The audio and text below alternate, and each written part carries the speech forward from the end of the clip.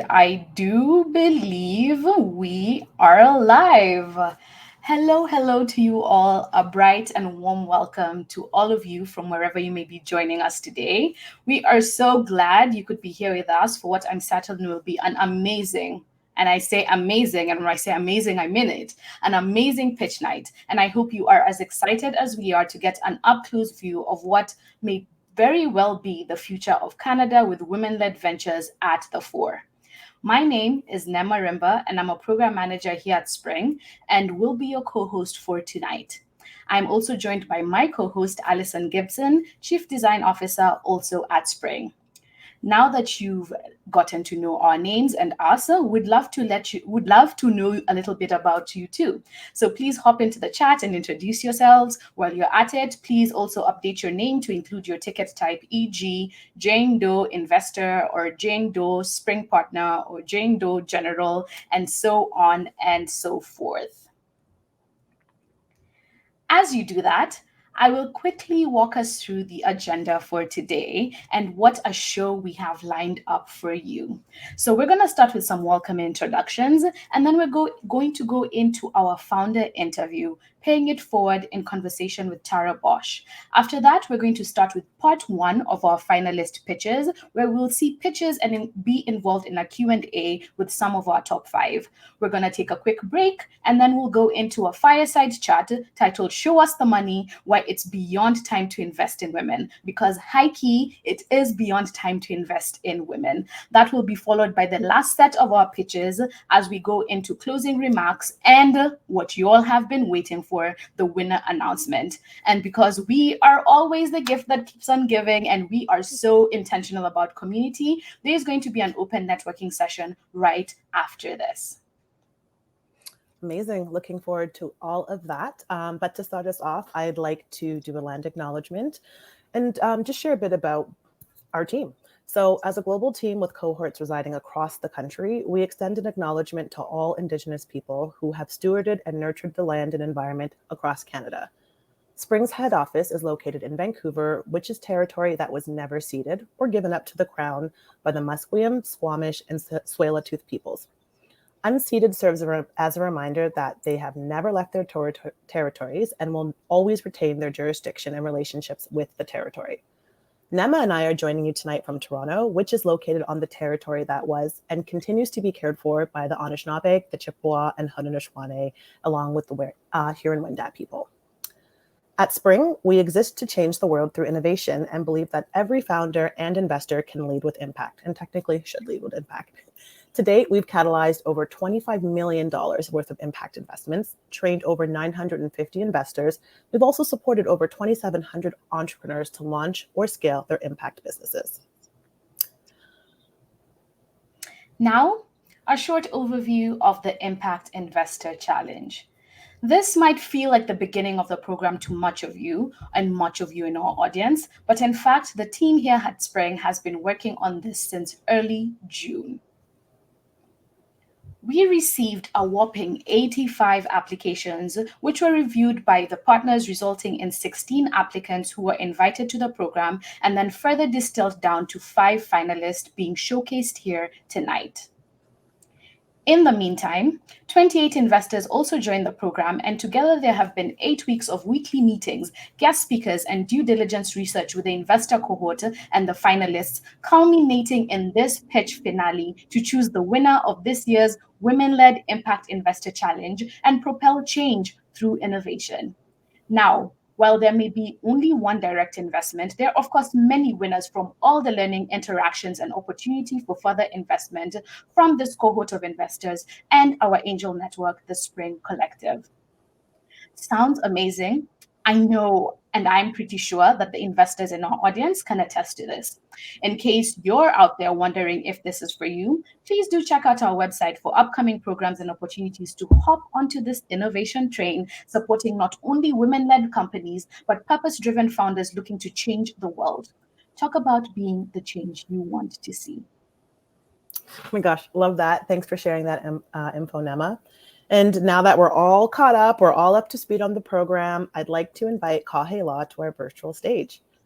Kahe is a partner at Talinator. Let's rewind. Kahe is a partner at Talus Pollinator. I made up a new company for you. But no, actually, it's Talus Pollinator Fund for Good, which is one of the world's largest corporate social impact funds that invests in startups driving social change and environmental change to make the world a better place. The fund invests in mission-driven founders tackling the biggest challenges in health, education, agriculture, and the environment, and connects them to resources and capital needed to grow and thrive. The Talus Pollinator Fund joins us for the second year supporting this women-led investor challenge and continues to be a catalyst for social impact. Over to you, Kahe. Thanks, Allison. I'm waiting for you to announce the winner of the finale is Talinator. It's really nice to join everyone here on this very exciting evening or afternoon.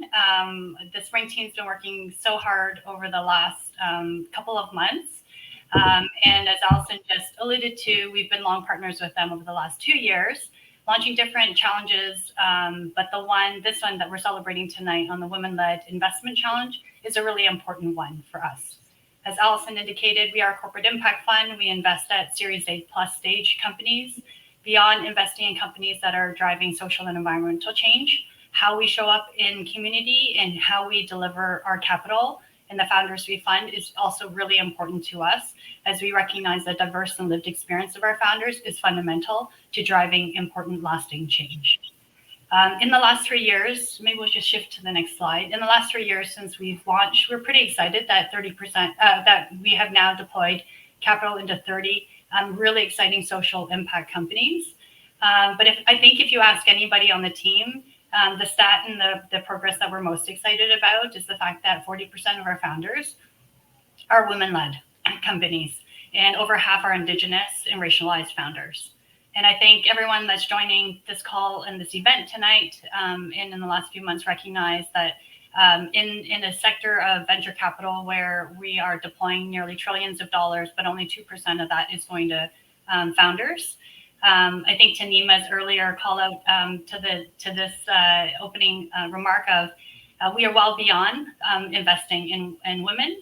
And I think the Pollinator Fund in our portfolio is really demonstrating there's really compelling companies led by women and really exciting to see this cohort and this ecosystem grow over time and do this in partnership with Sevrine. So good luck with everyone that's presenting tonight. Very excited to hear who's going to win. Very excited to also hear about the experience set from Tara as well as Sevrine, two really important drivers in this overall movement to invest and back more women-led founders. I'll leave you with one last kind of thought. The Pollinator's always been looking at how we can support founders in different ways, be they back underrepresented founders. We've also been advancing and releasing a tool for impact reporting and impact management. So if you're a founder on the call tonight and you're interested in understanding how to articulate and capture your impact, please visit our website here and you can look at a tool here that can really help you quantify and value the impact of your business and your diversity as a founder. Thanks, Allison and Nima. Good luck, everyone. Thanks so much for that, Kahe. And while I'm not suggesting you change the name to Talinator in any way, I am very thankful for your time and for sharing that info. And also thank you for being such a wonderful and impactful key partner of Spring's Impact Investor Challenge. And we really appreciate you being here today with us. Alrighty, moving on, I have more people to thank and recognize. We'd also like to thank the partners, speakers, and coaches that support all Spring investment programs. It absolutely takes a village. These companies help on multiple fronts with everything from legal support to being guest speakers in sessions, mentoring our founders, and more. Many of them are here in the audience tonight, and this stellar list includes DLA Piper, M&P, Inc. LLP, Tandem Innovation Group, Carl Jung, Genis, National Research Council of Canada Industrial Research Assistance Program, otherwise known as NRC IRAP. I actually should make up a new name for them, I think. Innovation, Science, and Economic Development Canada, through the Women and Non-Binary Impact Network for Venture Capital, and of course, Talus Pollinator Fund for Good. Spring is very grateful for all of you and your impactful support. And now, as we are still on that high note, we'd like to kick off with our keynote interview, paying it forward in conversation with Tara Bosch. So for this interview, we're joined by Sevrine Labelle, Managing Partner at BDC Thrive Lab. Sevrine was invited to interview Tara as she's passionate about supporting entrepreneurs. In her current role, she manages the $100 million Thrive Lab, working closely with partners to develop innovative equity investment models to support women-led social impact businesses. Spring is a proud partner of BDC's Thrive Lab. As for Tara, you may know Tara as our interviewee rather, and the founder of Smart Suite, who made Canadian history by scaling her company to be the fastest growing CPG brand founded by a solo female founder ever. Smart Suites can now be found in 160,000 stores across USA and Canada with partners including Target, Kroger, and Costco. Scaling Smart Suites, she landed a $360 million majority acquisition by TPG Capital only 4 years after launching the company. I know, big wow. Now we welcome both of you to the stage. Sevrine and Tara, welcome. Please take it away. Hi, everyone. Thank you, Spring, for organizing such a great, amazing event. And thank you, Tara, for accepting this conversation with me. I have to say that I'm quite excited. I am a huge fan of Smart Suite. And now that I get to know you a little bit more and as I learn on your journey, I'm even a biggest fan. So we only have 15 minutes together. I'm going to jump right into it, Tara. As a female founder who built a $1 million company with this exit, your story is so incredible, amazingly inspiring and empowering also for all women here in the room today, listening to your story. As you reflect on your journey, what would you say? What did you find were the most influential factors that contributed to your success? Yeah, it's an honor to be here and chatting with you today as well. I am a big believer in knowing where you're going with clarity and having a clear vision set. And that, I think, on my journey was the biggest thing that really guided me along from day one, getting super clear on, okay, 10 years from now, what does the world look like with your idea in it? And being so crystal clear. For me, it was that Smart Sweets was the global leader in revolutionizing candy. And then you can begin to work backwards from that and reverse execute on, okay, what time frame do I want to get there in? Okay, what does that mean in terms of where do I need to show up in the world, online or in stores, that sort of thing. So it starts to really help you get those finer details clarified on what you need to execute on to bring that to life. Wow, this is amazing. How such a young person could have had such an amazing clarity. Where do you think you got that from? I think there's so many amazing resources in today's world, whether it's podcasts or YouTube or books.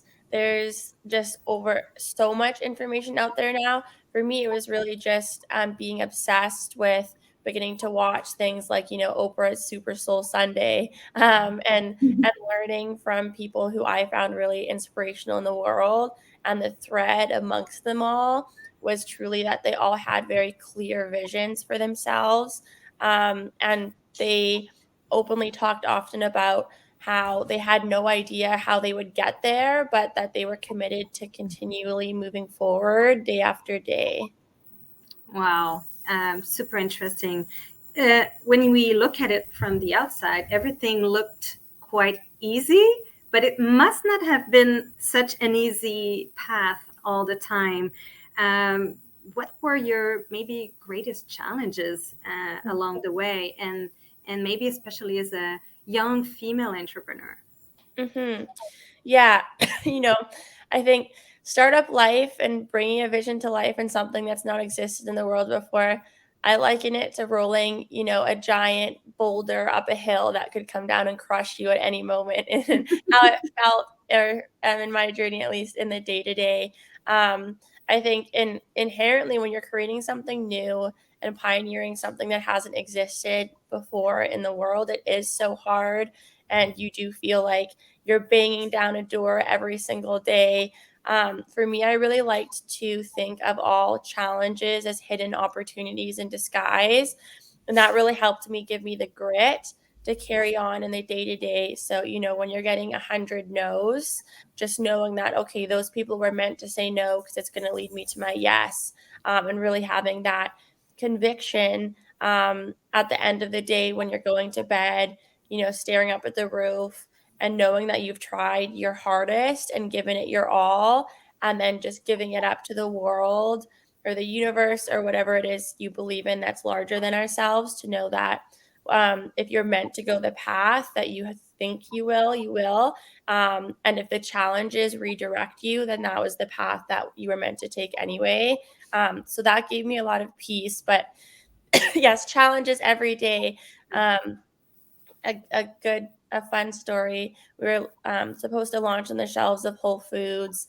And 1 month before the launch, we were doing the main manufacturing run, and we were in the factory with 200 factory employees on the floor, and the pipes started bursting everywhere. It was like Willy Wonka's factory gone wrong. So sometimes it truly feels like the challenges are insurmountable, but I think it's inherent and has magic to it that if it feels hard, that means you're doing something that matters and that hasn't existed before. Yeah. And sometimes hard moment help us appreciate the better moment afterwards, don't they? You probably met along the way people who really supported you. Have you encountered, or is there like one or two person that really changed the course of your journey, you think?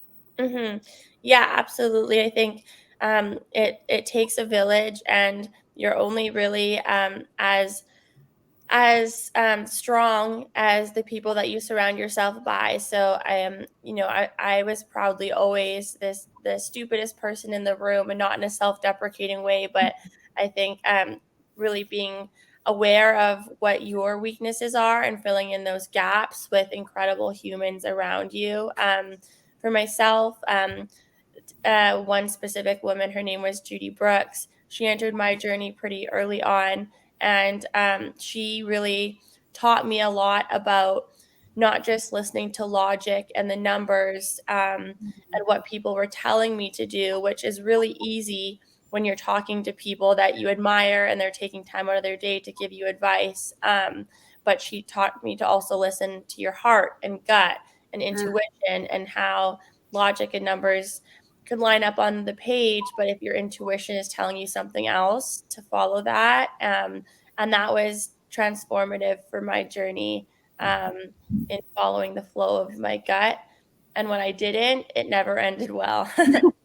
Well, this is a lot. It's a very good word of wisdom.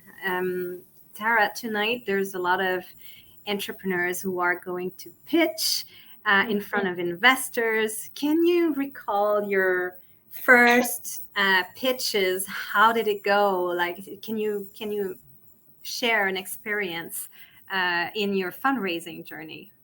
Yeah, absolutely. I think pitching your company and your idea in a small amount of times, for me, it never got less intimidating. I always had those same butterflies in my stomach every single time before doing it. And I think what I found and what I learned was the more clarity that I could provide on the vision and speaking to that vision with passion and conviction that I was going to get there served me so well. But it never got less terrifying. I think at one point I fell in front of the entire audience on a stage. But just staying authentic to who you are, I think goes a long way, embracing that and being really clear on what the radical value proposition is and where you're going. Yeah. And is there anything you would like to tell the woman here in the room tonight? And I'm thinking in particular, because there's going to be one winner tonight, but there's going to be many people who will finish with a no tonight. what would you like to tell them?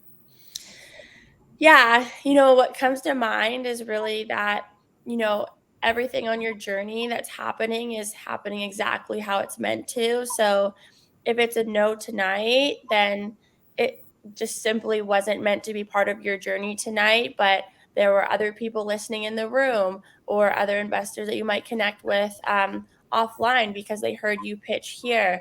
And for whatever reason, you are meant to be here today and you are meant to pitch. So I would not be discouraged if it's a no for you. It's just, like I said before, an opportunity hidden in disguise that has yet to come to fruition for you.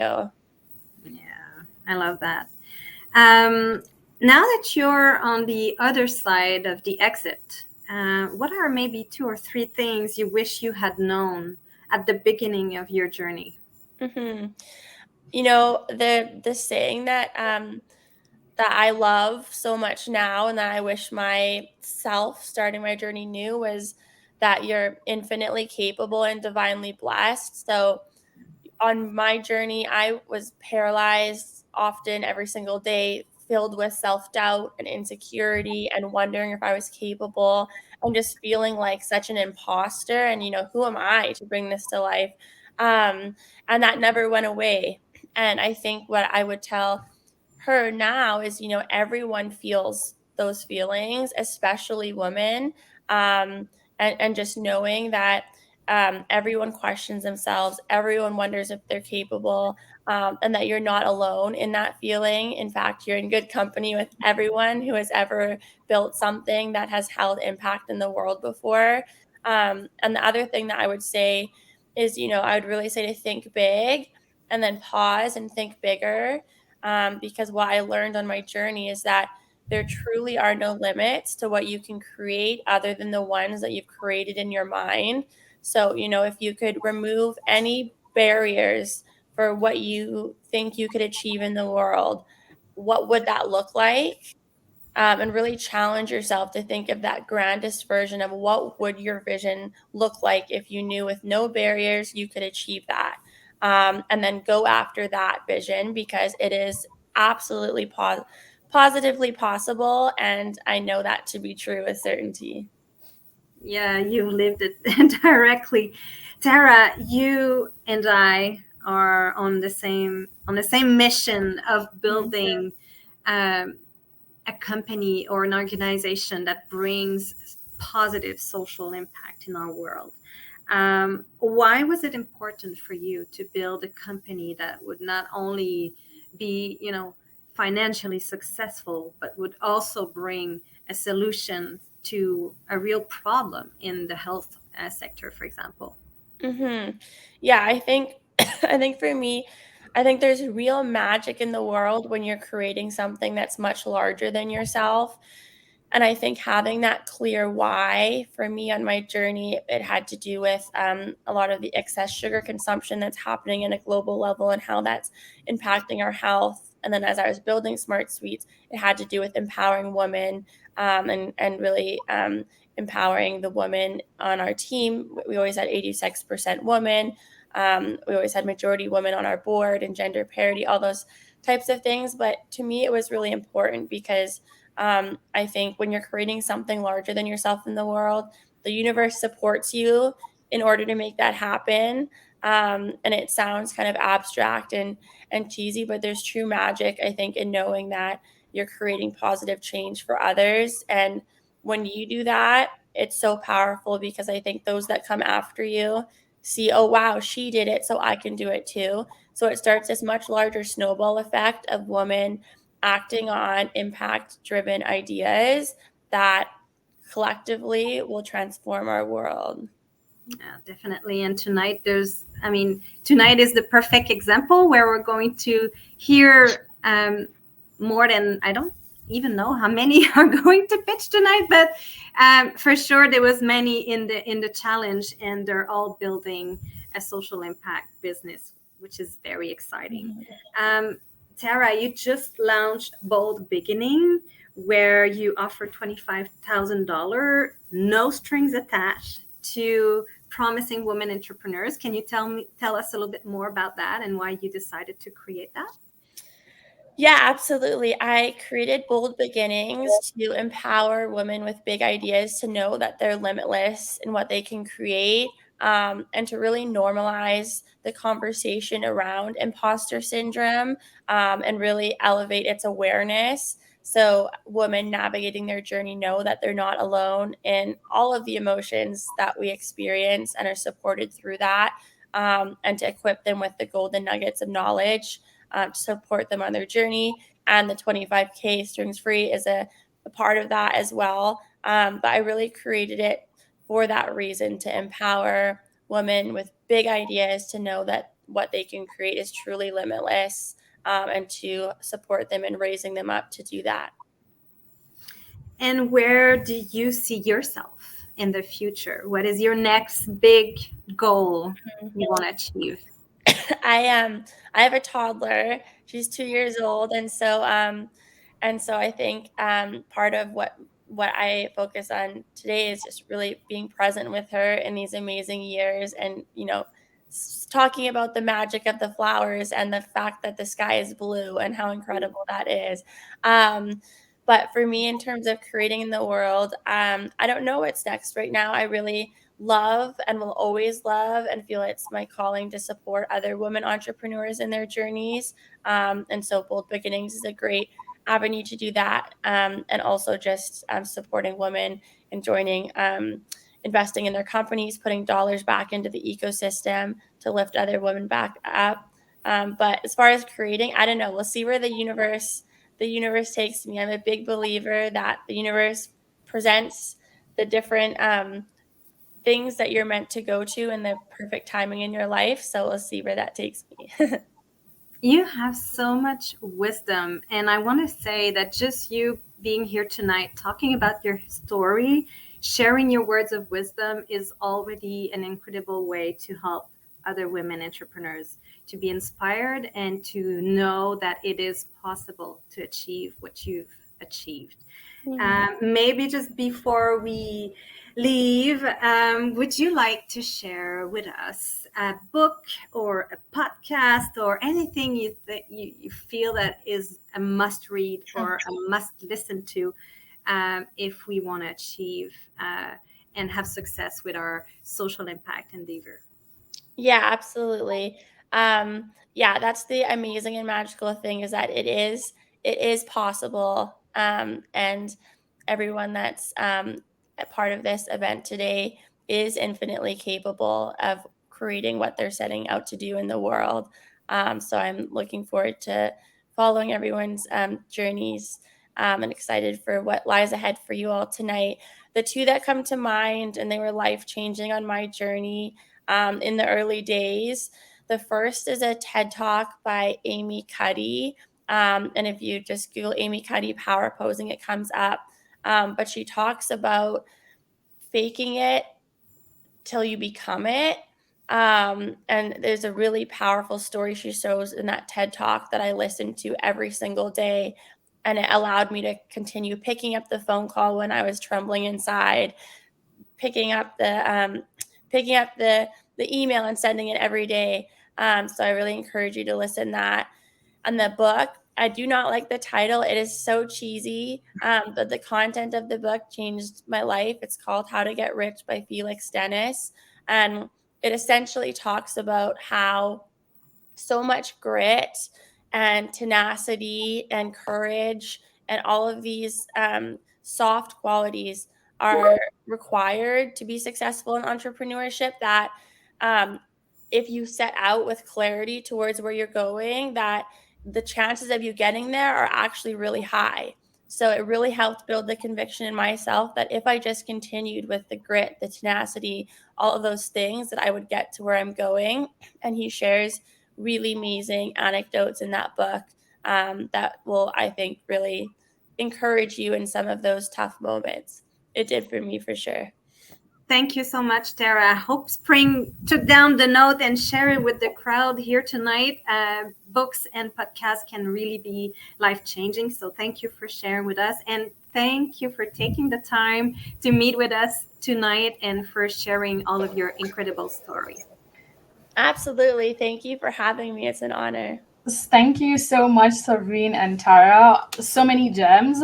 I don't know if y'all in the audience are feeling inspired, because I sure am. I'm like this close to getting a shirt written inspired after this. So thank you so much, Sevrine and Tara. Pleasure. Thank you. Okay. So moving on to the rest of the night. I know this is the part that like everybody has been excited to join into. And so we're now moving into the pitch portion of the program, which is again what you all have been waiting for. So sit back or lie down, because you know it's a virtual finale, and get ready to be inspired by pitches from 5 amazing women entrepreneurs driving change through innovative solutions, addressing major challenges and pain points for Canadians and beyond. And so, our top 5 companies. While the investors have the tough job of judging these pitches, you in the audience will also have a choice to vote for your favorite venture pitching tonight with what we're calling the People's Choice Award. So please be sure to pay attention and vote at the end of all the pitches for the venture that had you go, whoa, for the venture that had you, people are really out here doing things. For the venture that said, I'd invest in that, note them down and vote for them at the end. Gosh, love that. Exciting. And you know what? Being an investor and a judge for this program it's amazing. It's a rewarding experience, but selecting a winner is no easy feat. Our investors have had an opportunity to review the pitches in advance. So while we're watching the videos tonight, the investors will be deliberating and selecting the winner. During deliberations, the investors will be considering the quality of the team, the traction of their innovations, the market opportunity, and the impact that investment capital can have on their business. All right. It's time to get this show on the road. And first up, we have Need Technologies. So Need Tech is a software company that enables simple food recovery through a white label app to meet the global challenge of food waste. Need Technology streamlines food redirection to track food recovered, increase pounds of food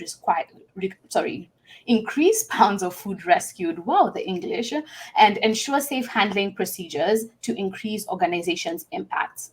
Let's watch their pitch video to learn more about the company now.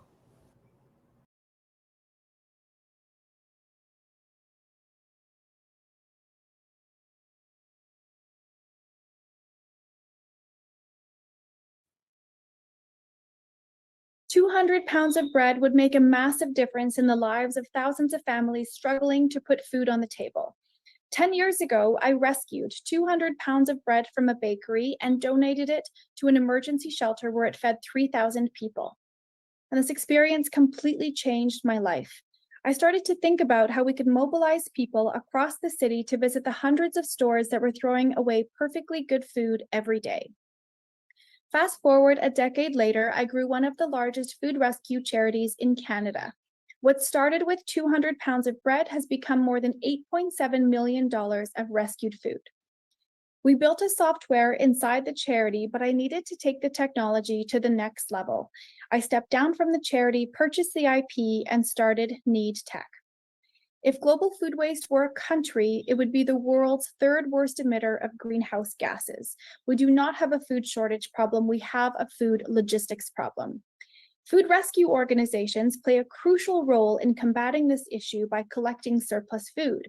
However, current logistics management tools are inefficient and lack quantified impact measurement. Our platform offers a comprehensive food rescue management system for food recovery agencies. Our customers are companies who are in the food waste management space, charities like food banks and food rescue organizations, and traditional food waste management companies like Waste Management and BFI. Today, we know that $106 billion globally is spent on waste management, and in the recoverable food sector where we play, $4.4 billion is spent. We are projecting to capture 355 customers by 2026, generating $5.5 million in revenue. Now is the time. Governments, globally, we waste over 30% of what we produce. And around the world, governments have stepped in, and there's been a wave of legislation in the US, France, the UK, and Germany, making food waste illegal. Existing solutions on the market have a high barrier to entry and are slow moving in feature development. Through customer exploration over the last year, we've learned that customers are using at least 3 to 4 different softwares to handle what our software can already do. Unlike our competitors, we are a B2B SaaS model with a 3-tier subscription. Revenue is also achieved through modular add-ons. As an impact technology company, our metrics that we can track relate to the pounds of food diverted from landfill and the reduced GHG emissions and the reduction in food insecure households, among others. We directly hit 2 of the UN SDG goals for climate action and no hunger. But because our work is intersectional, we're also impacting responsible consumption, sustainable communities, and reducing inequality. This year, we've kicked off our paid pilots. When these convert to customers, our ARR value is $270,000. Currently, companies using the app have diverted over 2 million pounds of CO2 equivalents, reducing GHG emissions and providing 1.9 million meals in communities. Imagine what we can do if this software is scaled. When our pilots wrap up, we would have diverted 3 times that amount. 2023 and beginning of 2024 is all about the pilots. Then we move into a commercial launch of the software. We forecast to hit profitability by 2026. Our founding team consists of a seasoned app developer, a business analyst, and a geomatics engineer, and we have a really strong advisory board in place. Our first money in comes from the University of Calgary's UC Social Impact Fund, and we've been successful with some angel funding and over $100,000 of non-dilutive funding. We need to close $530,000 for 18 months of runway being deployed in business and software development and customer success. My vision for this company is that we can all do our part to reduce food waste through food rescue for the people and for the planet. And having a technology-driven social impact company with the potential for future customer segments and global markets is where I've spent over a decade and where I want to make the most impact. When I was growing up, my parents worked multiple jobs so that they could put food on our table. We weren't a family that was in a position to waste food. Today, I want to make sure we can increase food access through technology. Thank you for your time.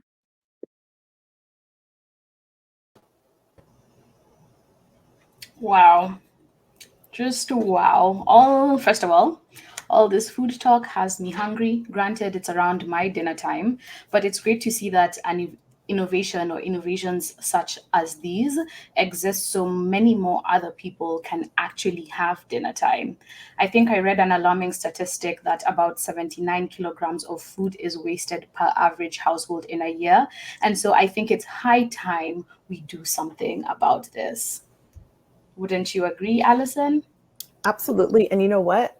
The numbers jumped out to me, like 1.9 million meals diverted, I believe, like huge number, and the potential to scale beyond that with investment. So yeah, I'm also hungry, but also thinking of those that are hungry and that could definitely use some food. So love that. And look who's with us here. Hello, welcome. Thank you for joining us. We've asked the audience to put some questions in there. So audience, we do welcome you to put in some questions to ask about Need Tech. And in the meantime, I guess I could lead with one. So could you share a little bit more about how Needs Impact differentiates itself from traditional food rescue models? Yeah, thanks, Nema. Hi, Alison. Thank you so much. It's always a bit nerve-wracking to be first up, so I hope I kick it off in a really exciting way. So our model is really to support the food rescue that's already happening. And so what we'd like to do and what we are doing as a company is being the platform that supports all the great work that's already out there. We're helping with logistics management, metrics, data tracking, volunteer engagement. And I think if we collectively can work on food rescue and be that platform that helps scale what we can do as one organization, we can really help the others come to life. It's so awesome. I really love that. I was actually just quickly checking in the chat. I see some notes of encouragement that you're incredible and to keep doing what you're doing. And I have quite a bit of experience with food rescue, so this really does resonate with me, and I just love the concept. I'm curious to know if I would say for those who are maybe less familiar with food rescue or just not even sure that I wouldn't say that it's a worthwhile investment opportunity, because clearly getting food to people in need is always worthwhile. But is there anything else you can share with us that might, sway the naysayers or the doubters? Yeah, certainly. So, something that we talk about as a company all the time, and I'll preface with food rescue is the act of taking food from restaurants, grocery stores, and bakeries, so sort of that really last mile space, and getting that to agencies that need it. The food is good, is perishable for the most part, and it's just ready to go. It's ready to be eaten. And one of the things that we talk about as a team is how we can really encourage society to embrace this sort of fourth bin. And I know my team is watching tonight, and it's a concept that they really have materialized it, and we're really talking about. In the 1980s, no one was really talking about recycling. In the 1990s, no one was really talking about compost. And now we're just starting to talk about food rescue. 66,000 organizations in the US.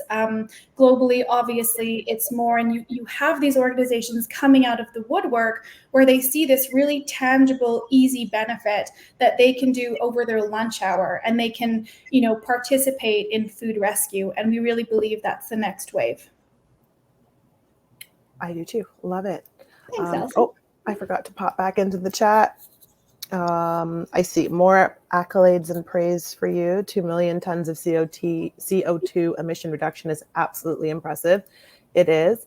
And I love the comment about, at one point we weren't thinking about recycling, and then we weren't thinking about compost. I remember vividly getting the mailer to the house about, we're gonna have to put this compost bin on our counter or under the sink. And I was like, this is ridiculous. I'll never do it. And now I'm like the compost police. I'm like sorting things out of the garbage. So I think you hit the nail on the head. There absolutely is time and like room and space for customer education for people to get on board and just really back you and others who are doing this really important work. Okay, I see we actually now have a question in the chat, and we have one here from Kevin Vance. And Kevin asks, what is the cost structure that is keeping you from being profitable until 2026? Yeah, thanks for that question. So, where we'd like the use of proceeds to go, which sort of plugs into your question, is business development, IP development, and customer success. So, right now, as an early stage company, we are working towards really understanding food rescue globally, more specifically in Canada and the US, and really digging our heels into being those experts. So we feel that, we are those experts now, but how can we understand what everyone is doing in the space?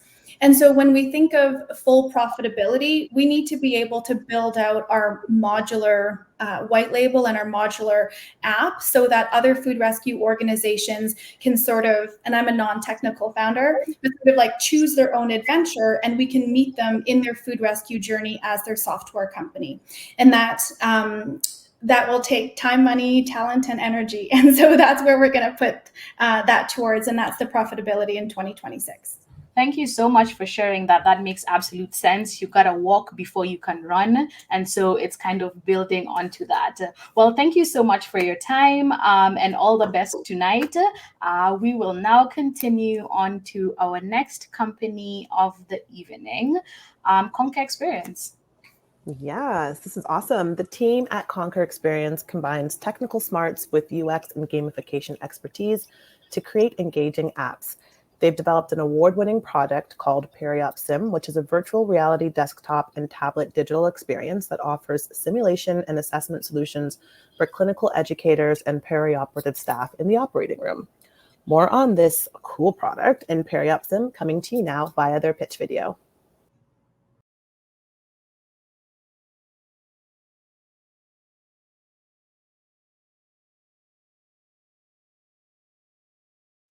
Hello, everyone. My name is Angela Robert, and I'm the CEO of Conquer Experience.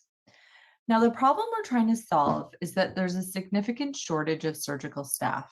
Health systems need to bring people up to speed as quickly as possible to be productive. Otherwise, they have to hire expensive traveling nurses or cut their revenue in number of surgical procedures they can support. In other areas of healthcare, didactic training can be enough, but with hard skills, virtual reality is a very powerful solution to train on these skills. The other thing it can do, which is impossible in real life, is provide quantifiable assessments. And this is the area that we're focused on. Now, with staff shortages, time to train is very long, 6 to 12 months, and there's limited capacity. Training and assessment today happens on live patients. Virtual reality simulation is a solution that can accelerate this training significantly and provide better trained staff. Here are some of the market trends that are giving us a real tailwind. Now, today, the majority of training is done via one-on-one job shadowing, and this will not work looking forward with the growth required. If you look at this, the top line, the number of leaving and the growth required will not be sustainable with one-on-one job shadowing.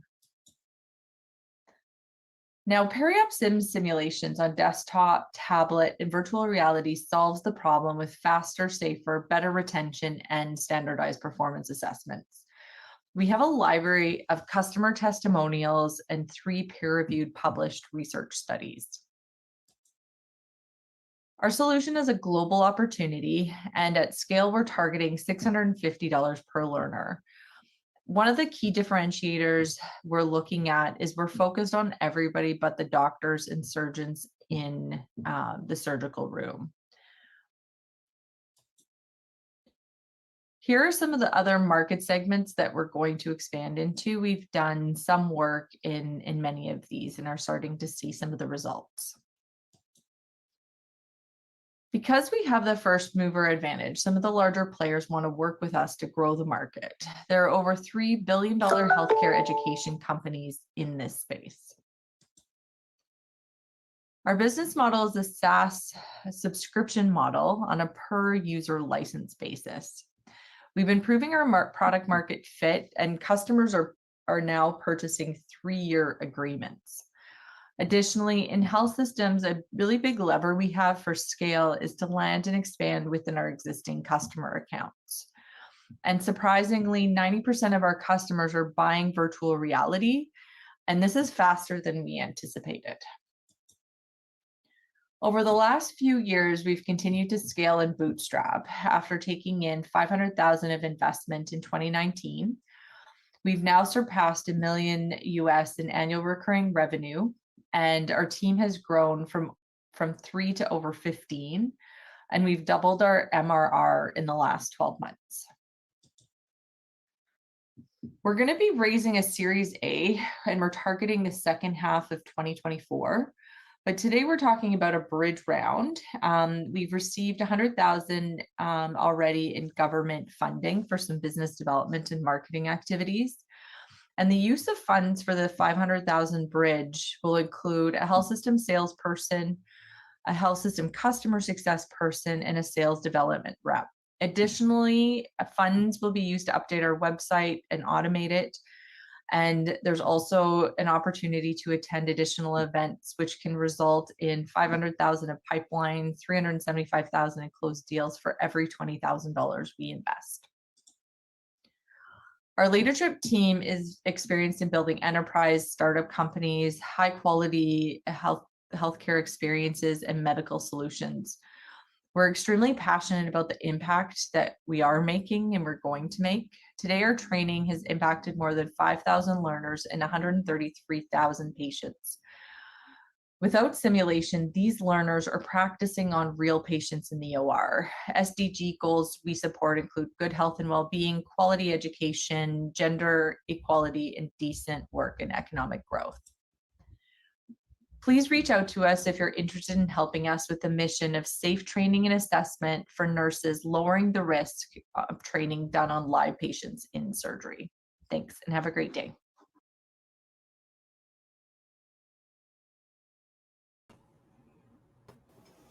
What a great pitch. What a great So pitch. I'm like, I don't even know where to start. I'm like, that's so cool. Hi, hello. Thanks for joining us. Angela, how are you? Good. Thank you. It's great to be here.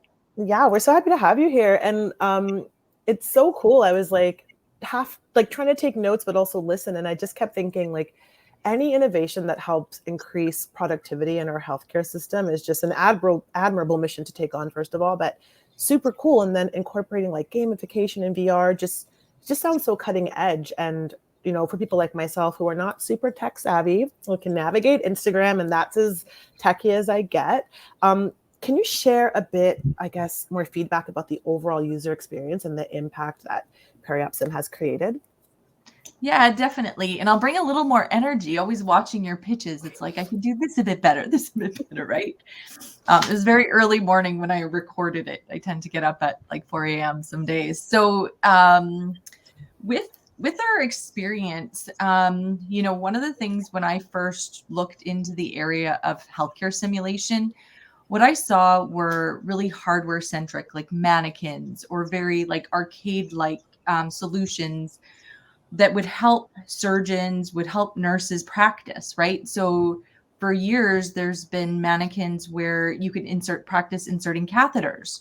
You could give somebody an IV, but in surgery, that was never possible before virtual reality came to be. And so because of my team's background and my background and, you know, building video games, working at Electronic Arts, I could really see how there was a big gap and a very big opportunity in the area of surgery. So today, what nurses do, they'll integrate it into their curriculum. It's a 6 to 12 month long curriculum. And during this curriculum, they have to practice on live patients. So they don't have the mannequins like those other nurses did. So instead of practicing on the live patient, they can put on the headset and be immersed in surgery and have the surgeon say, pass me the scalpel, pass me this retractor, and, you know, really follow along. Because if you're not competent and you're not delivering what the surgeon needs, the surgery can go wrong, right? And live patients are really at risk in this scenario. Yeah, and not fun to be at risk while on the operating table at all. Does not sound fun. And I see some really great comments in the chat here for you. People like your pitch, and a multi-part question that I will give you now. So a first part, will the training content you plan to develop become your proprietary IP or copyright? And do you have any other IPs? And also, do you deploy VR hardware or only the software? So with the content library, it is our IP. Sometimes we may have a royalty relationship. So like with, you know, different health systems, we partner with health systems to create content. And so we'll look at that model. And what we deliver is like a package, it's a SaaS model. So we deliver a number of learner subscriptions. We'll have a 3-year contract. And they'll have a minimum number of learners each year, and they get access to the software. So the software is delivered, you know, desktop, tablet, and in virtual reality. And then the educators also have a learning record system and assessment system. So from an IP perspective, the whole platform, you know, is our IP. And from a hardware perspective, you know, we're using off-the-shelf hardware, a VR headset, you know, they can purchase at like Best Buy, but they can also purchase through us as well. So we will, you know, sell them some headsets with a small margin. Gotcha. Really cool. And we have another question here. How long is your client conversion cycle, and what is your customer retention rate? It's also multi-parted. Do you plan to expand outside of training periop nurses as well? Yeah, great question. So we did an analysis of our sales cycle, and, you know, selling into healthcare, it usually is a bit stressful for investors, right? So you might hire a salesperson, but how long will that take to convert? So when we did the analysis, 50% are the average of our customers conversion was 6 months or less, you know, with the 2 key market segments, surgical technology colleges and health systems that we sell to now. And we recently, with the funding from NRC IRAP, we have some business development funding. And we hired a salesperson, went to an event. Within 2 months, he had closed his first deal, which was huge. And it was a great marketing experiment for us. Now, what was the next part of the question? Retention rate, and then do you plan to expand outside of training peri-op nurses? Yeah, so our retention rate is quite high. So it's in the 90% range. In healthcare, the key thing is once you get in the curriculum, you're in the curriculum. So it's a key success factor with our customer success program is getting hospitals, getting colleges to integrate it into the curriculum. And then the last one. Do you plan to expand outside of training peri-op nurses? Yes. Yeah, definitely. So specialty nursing is interesting. Most people don't realize this. A nurse that gets out of a college, like a nursing college, they don't have that specialty nursing, and the hospital pays for these curriculums 6 to 12 months of training. For perioperative nurses specifically, it's $120,000 and it's quite regimented. But we've recently done some research into like the ER and ICU. And, even in BC, the programs aren't necessarily standardized, to the degree that it is in surgery. So we're definitely looking beyond surgery over the long run. That's awesome. Lots of opportunities for you. Thank you so much for joining us, Angela. This is super fascinating. Thank you. And thank you for your help with the questions. Yeah, no worries at all. Awesome. Okay. Okay, that was great. And now up next, we have Hyan. So Hyan is committed to environmental responsibility and empowering large organizations to embrace the circular economy, reduce landfill waste, and expedite their journey to net zero emissions through state-of-the-art AI-powered software solution. More about Hyan and their software now.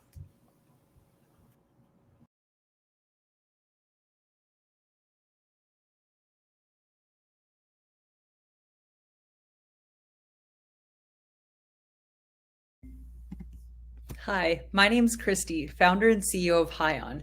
Flip a corporate building upside down. What falls, we track. Hyan is in the massive market of the loose corporate assets that get shoved into landfills each year. This harms the planet, and it's costing companies $80 billion a year in duplicate spend. So we first discovered this problem when running a paid pilot with the government. 130 medical facilities in Saskatchewan had no idea that one location was being closed. This caused a medical bath to be sold to the general public for literally $1, while a facility purchased the exact same tub a day later for $50,000. Now, the sad thing is, this happens every day. Have you ever bought something you already had? It's wasteful, it's inefficient, and for corporations, this costs millions in duplicate spend. Now, we call it corporate consumerism, and it has extremely negative environmental and financial consequences.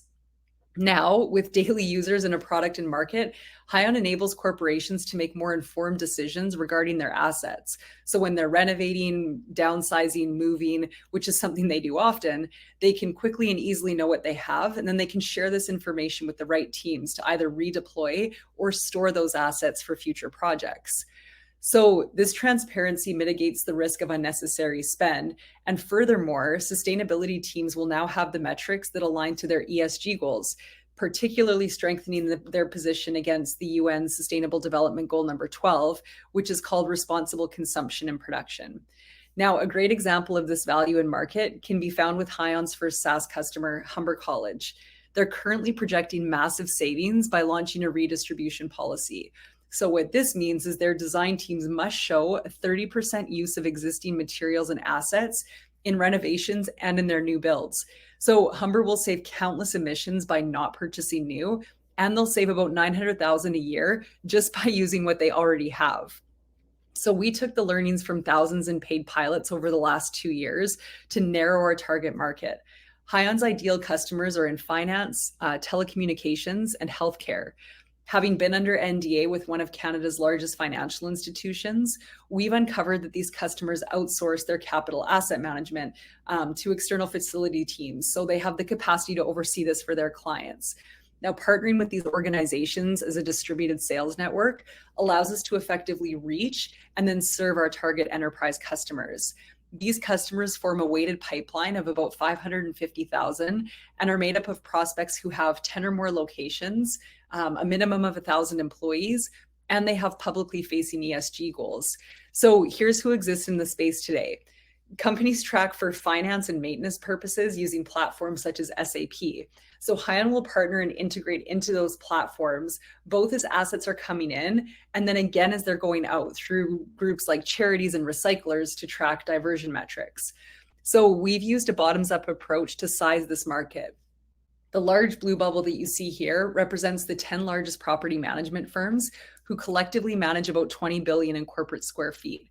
Roughly half of this portfolio is within scope of our target market. Within 5 years, Hyon is projecting to convert 10% of these target industries, which will total 1 billion square feet of assets digitized in our platform. So how do we monetize this? We imagine we'll scale using a land and expand model by charging an initial setup fee and then a price per square foot. So our target enterprise customer has 500,000 or more in square feet, which will drive annual contract values up over 100,000 a year. Now here's who's building Hyon. I'm a 3-time founder with 1 exit. I'm joined by an early team lead with Skip the Dishes, and we've really built a strong team who have collectively been working together on this for over 3 years. Today, we're a part of this impact challenge to align to those in the clean tech space for potential customer introductions and future advisors to help us quantify our true impact. We're currently raising 1.3 to build out our team and to secure industry partnerships to demonstrate repeatability. Now our impact. We're in the process of becoming a B Corp, and through this have become very educated on corporate consumerism, which now make up our 4 main KPIs that we're tracking to impact massive change. So here's why this is important today. Our 2 girls here will be in their early teens when most corporations have stated they'll reach their net zero goals. Now, as a nation who currently buys literally as much as we dispose of in the same year, our target customers are far off from achieving their 2030 goals. We believe corporations just need help really to make it easy. I'm Christy, we're Hyon, and our team looks forward to meeting you as part of the spring program. Thanks so much.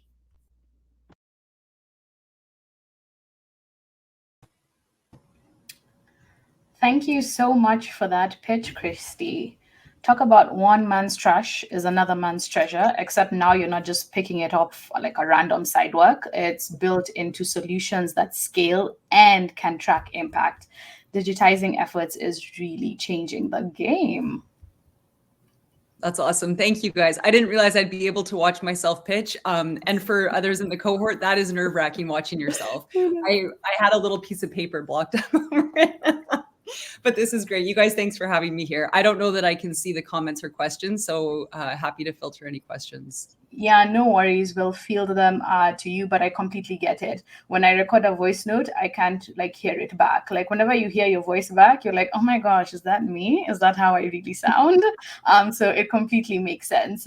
As we wait to hear from the audience, I think one question that I think frequently comes up is how do you approach setting up partnerships or corporate partnerships since your model is quite tied to this? Could you walk us through that? Yeah, absolutely. So in the world of asset management, the idea of actually digitizing what exists has been around for a long time. So as assets are coming into a corporation, they're tracked from a financial perspective. Did it arrive? Did we pay the invoice? Which department are we billing to? Those kinds of things. Then assets are tracked from a maintenance perspective. So if it's attached to the wall and it requires someone looks at it every 6 months or signs off on it every year, those things are tracked. Then we really don't see those assets again or those loose assets until they're not wanted anymore. So when a company says, hey, we're going to renovate, we're going to downsize, we want to move, then it becomes this hair on fire problem to avoid the landfill. So as assets are tracked digitally when they come in and as they go out, there's a huge opportunity for Hyon to work on both of those sides and say, okay, let's take the data that we have available and let's share it with those partners. And so we really see the opportunity to embrace circularity between assets coming in and assets going out, where there's just this massive 6 to 10 year period, this black hole where no one knows what's in these facilities. That's the space we play in. Great. Thank you so much for shedding light on that.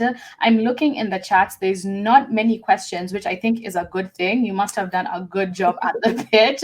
What I will do is I'll welcome folks. We popped Christy's contact in the chats. If you have any follow-up questions, please do reach out to Christy and learn more about Hyan and what they're doing. Amazing, amazing work. I will close off now unless, Alison, you have a burning question? I don't. I just echo your sentiment of this is super cool. Okay, great. Folks, you know where to find Christy. Yeah, thank you so much for joining us. And we will now move on to the next little bit of our agenda, which is our fireside chat. Ooh, love that. I love it because I get to host it. The fireside chat of today's event is called Show Us the Money, Why It's Beyond Time to Invest in Women.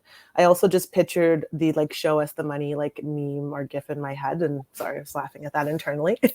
But today we are joined by a stellar panel of women, starting with Narinder Dhami, who is the founder of New Power Labs that works to accelerate equitable access to capital in Canada through collective research, convenings, education, and benchmarking. Welcome, Narinder. We're also joined by Ruth Shaber of Terra Health Foundation and co-author of the book, The XX Edge, Unlocking Higher Returns and Lower Risk. Thanks for joining us, Ruth. And finally, joining us on stage is Reece Tomlinson, founder of Sown Capital, offering a unique combination of private equity, venture capital, corporate finance, leadership, and sustainability advisory. Also, welcome. So thanks for joining us. To the audience, please put any questions you have as we go through this chat, or this discussion, in the chat, as there will be time for our panelists to answer a few questions at the end. Before we begin, I think we all know that there are a myriad of systemic barriers for women, raising capital. And these barriers are exacerbated by many intersectional identities. And for this panel, we want to focus, or I would like us to focus, on what we can do differently to address these systemic barriers, as we all know that the case has been definitively made that investing in women is worth it. It makes financial sense. Everyone should do it. Do it now. So let's get into the panel discussion today with a heavy-hitting question right off the top. And this one came from Ruth. So Ruth, I'm going to start with you. But my question is, why women? What do women bring to the founders table? And that's my favorite topic, and one that we focused on quite heavily in the XX Edge. And what we know is that across all places where financial decisions are made, so whether it's as founders and entrepreneurs or lenders or CEOs or board representation, wherever it is, when women are at the table, investments are stronger, returns are better, and also social impact is stronger. So it's definitely a triple win. Why that's true is that women bring diversity. So in most cases, it's a lot of men, often white men, sitting around the table. So just from a basic diversity argument, cognitive diversity, we know increases returns, lowers risk. You see around blind spots.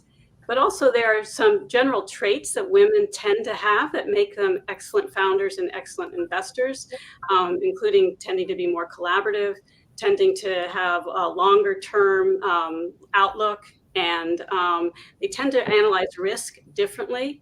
But also, as we all well know, and so many of your presenters today have demonstrated, women tend to be closer to the problems that the markets need to solve. So whether it's the care economy or healthcare in general or education or climate change, women are the ones that are most impacted by these problems. So they tend to bring the most innovative solutions to the table. Yeah, great. Thank you for sharing that. And I really love that. And I think what I really appreciate about a lot of women founders that I, come into contact with is that they are almost like the antithesis of all of the negative comments, right? Like women are too emotional or we're too this, but I feel like that's absolutely a superpower, right? Like leading with empathy and emotion is great. And that leads to the question of, how can women founders work across the divides of opinions, or should we even care what people are saying? If anyone wants to jump in, they can. I won't pick on anyone this time. Or I'll pick on one of you. Don't. Go ahead, Narinder. I'm happy to. It's interesting. There is some data on people of color and women that they're much more likely to be funded through crowdsourcing or crowdsourced or community investments than they are. And so you think a lot about if we really want to change who gets funded, we also need to change who does the funding. And you know, so there's this piece about when we think about what is the role of women and what is our role to sometimes adapt to situations is a critical one, because the shift in who is doing the funding is going to take a really, really, really long time. There's a research that says it's going to take 200 years before we get gender parity in asset management. So this is like broader asset management. And this is if we continue to do what we do as we do it. So there is a need for us to work across the divides of opinion, to figure out, you know, how, when we're faced with more liability type questions, we answer the question and respond in an asset-based approach. And unfortunately, this is a norm for many women. You know, I would say amplified in women of color who face often these barriers when they're in conversation with venture, with VCs, with other types of funders, with other types of partners. But I think what we're seeing more and more is that people are recognizing the potential, the economic potential, the social impact potential, and that in itself is going to start to create that shift where I think there'll be less work that we need to do. I hope there'll be less work that we need to do as women, and more of a recognition of what we're bringing in terms of the value that was so well articulated. Yeah, no, I love that. And I think when you were talking, I just kept thinking, you know, there's so much for us to navigate. There's so many dynamics, and really there's many different power structures, right? So I'm wondering, you know, how can women founders navigate these power structures that we just, or not even just power structures, probably everything. At every turn, I feel like there's an obstacle, but specifically thinking about these things that have been put in place that we navigate around, like how do we navigate? What do we do to get around this? And maybe Reece, I'll throw this one to you. Yeah, that's a great question. I mean, my opinion is that women need to, you know, really just embrace who they are and stop trying to necessarily play the game that men kind of play. You don't need to be a male to be taken seriously. And I think having the confidence for who you are and what you bring to the table is really so paramount for anyone that feels as though they may not necessarily like fit into that mold of, you know, the male kind of stereotype that you see in the capital worlds. You know, but with that, you know, it's a matter of being confident. I think it's a matter of also understanding that like your venture and what you're doing has merit regardless of like your gender, your skin color, etc. And I think being confident in that is extremely important. And one thing I find really interesting, like when we work with female entrepreneurs, almost always, you know, the outcome of what a business could be, or like the outlook of what it could be, is always less than that of what a male would see for the exact same business, right? And so what does that tell you is, you know, likely I think women are being probably more realistic, but also are almost being more conservative for the exact same messaging, you know? And so when capital parties come to the table, generally in all situations, you know, hopefully all things being equal, they're always, you know, downgrading whatever numbers you're putting in front of them. So if you come in already feeling as though like you're under, like you need to, you know, maybe diminish how grandiose your vision could be because you want to be taken seriously as a female in the room, your numbers are already now being like reduced, right? You know, there's always a risk coefficient put into it when analytics are done. So, you know, my suggestion when I'm talking to female founders is like, be bold, be confident in what you're doing. And, you know, remember that like you're worthy regardless of all else. And you don't need to be a male, or you don't should try to be masculine or whatever to fit in those rooms. Like, be yourself.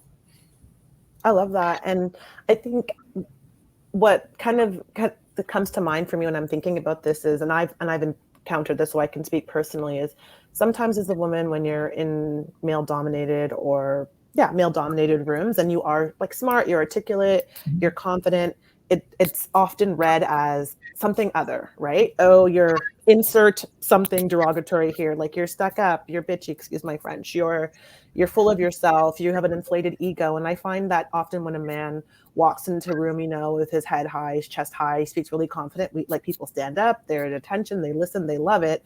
But then, you know, a woman of color, I walk into a room and have that, then embody what you were saying, that confidence. it's intimidating. Maybe I'm full of myself. Maybe people aren't even listening to what I'm saying. They're just like, who is this girl? And there goes my headphones. Who is this girl? And how dare she? So, and this is an open question, and I'd love to hear maybe a bit from all three of you. How do we, or do you have advice for how to, I don't want to say overcome that. How do you, maybe that's the question. How do you, or how have you overcome those situations in the past, if you've experienced them?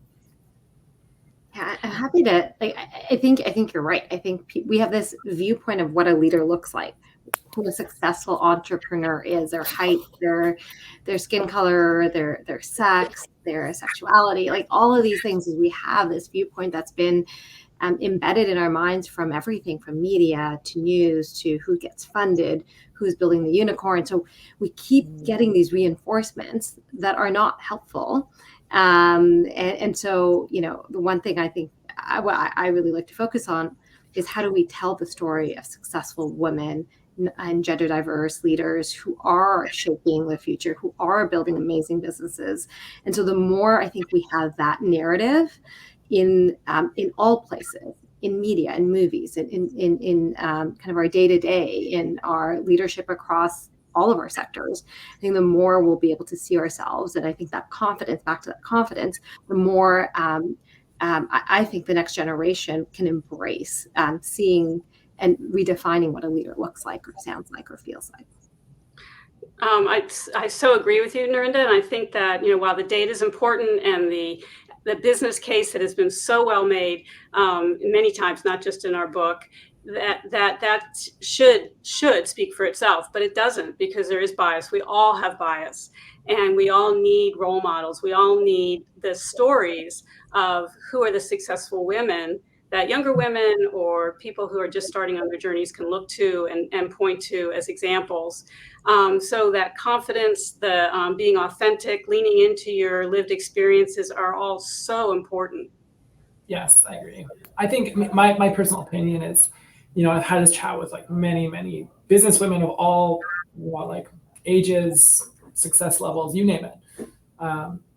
Is that really, you know, like don't care necessarily if you walk in the room and someone says like she's too assertive, she's too smart, she's whatever. If they don't want to deal with you because of, you know, superficial reasons like that, they're probably not people you should do business with. You know, and unfortunately in the capital world, like you do need to talk to a lot of groups before you find a group that will probably work for the average, you know, for the average company. And this is coming from someone that, you know, funds companies. You know, what you see on like LinkedIn, you see in various like social media where you see companies like, oh, we just raised all this money and it was an amazing journey. For most entrepreneurs, that's not the case. You know, for most entrepreneurs, it is a serious grind, and like you are going to get rejected a lot. And so I think one of the things that, you know, that women do that men don't is men just don't really care.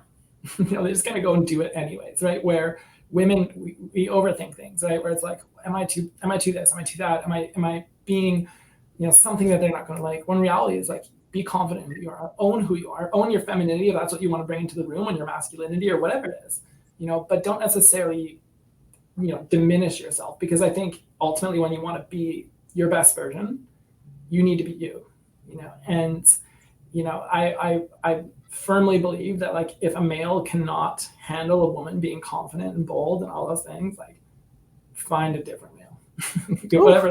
whatever that is. Love it. We need to talk about dating later, because I feel like that also works for dating, but that's another conversation.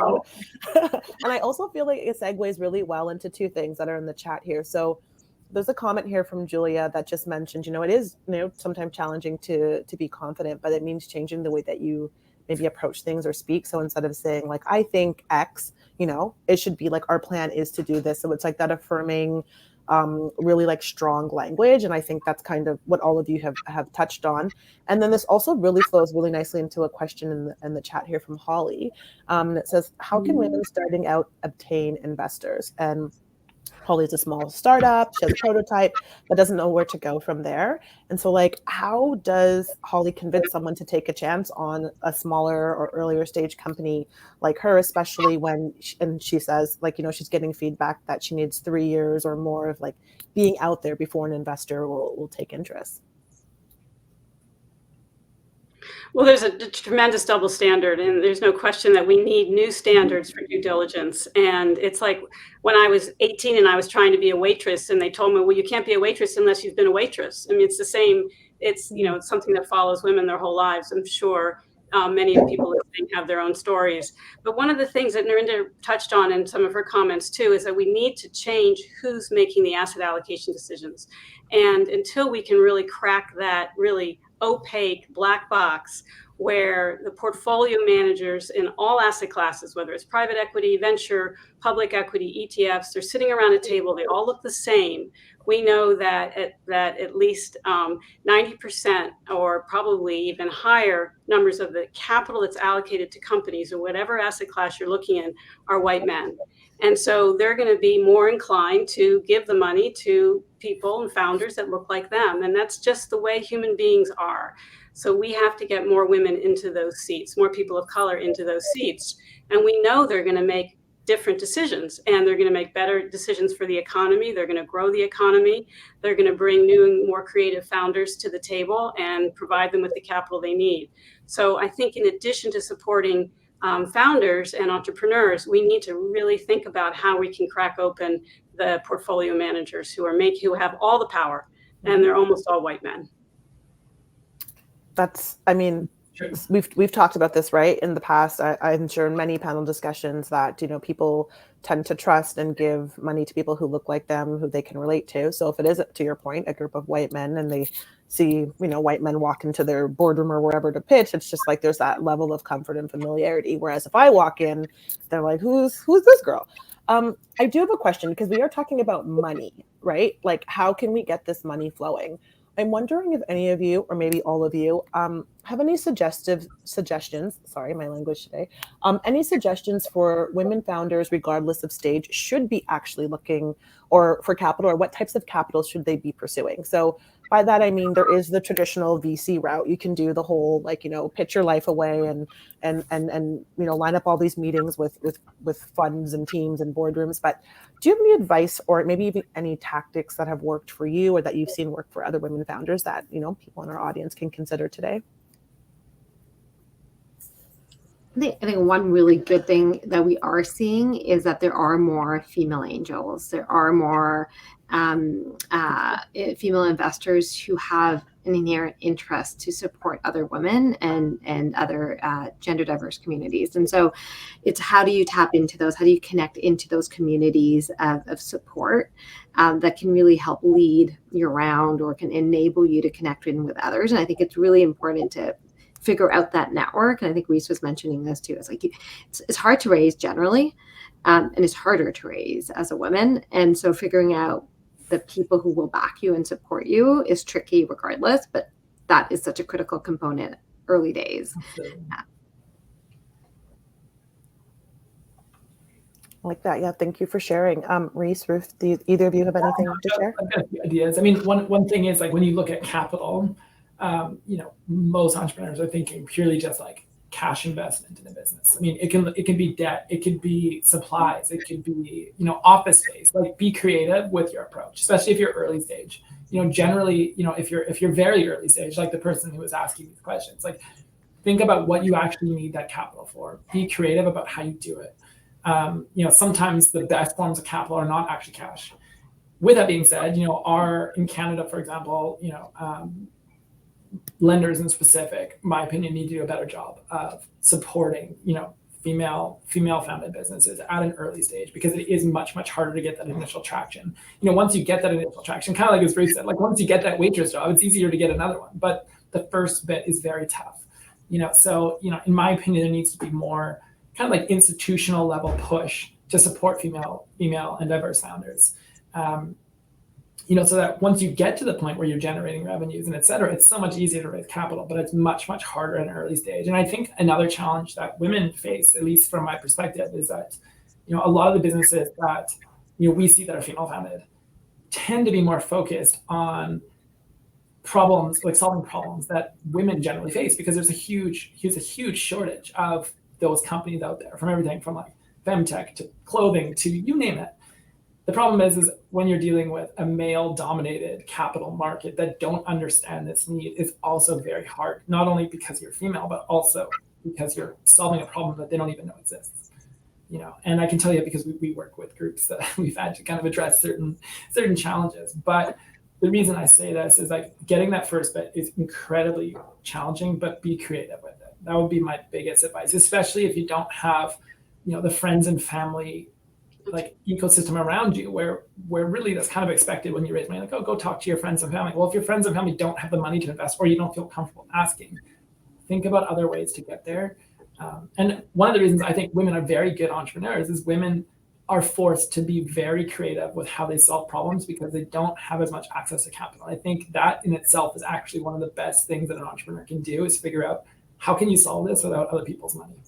And if you do that, you'll go further, faster, and you'll retain more ownership. Reece, I think you bring up such a good point about being creative and really asking for what you need. Mm-hmm. And, if you're always going to venture capital or you're always going to seed round, then they're the hammers and you're always going to look like a nail. But if you go to people, for instance, in my experience as both as a philanthropist and as an impact investor, we really try and match the type of capital to the problem that the entrepreneur is trying to solve. So maybe they need office space and there's somebody in their network knows that can offer them a free desk somewhere. Maybe they need a loan. Maybe they just need the social capital and the connections. So to be creative and to really ask for what you need. And the right type of investor should say, what kind of capital do you need? And let's figure that out together. So to look for the thought partners and you want to be working with experienced investors too, and people who have walked the walk before with other founders. I love all of that. Such great advice. Be creative, ask what you need, be confident, lean into your creativity as a woman or your problem solving. I think that's all such wonderful wisdom. Looking at the time, we can start to wrap it up here. I have one final question. And it's, if you were to put out a call to action to the ecosystem right now, what would that be? Well, I already said mine, which was to really lift the lid off of who's managing the money. And we're all investors. You may be a founder right now, and that might be your identity, and you might be an entrepreneur, but you still have some money invested somewhere. You still have friends and family who are investors, who have retirement accounts. And we all need to demand that there's transparency about who's managing the money. Even if you just have a small account at Fidelity or at Schwab or Vanguard, you need to ask, who's sitting around the table deciding where my money's going to go? Well said. Narinder, what about you? Call to action. I think about some of the change that we want to see. Sometimes when we tackle problems like this, we tend to tackle them in a way where, I don't know if, there's the common example of if we want to increase diversity, let's have diversity days and celebrate diversity. I think none of that is really helpful in the end game. And so how do we collect the right data?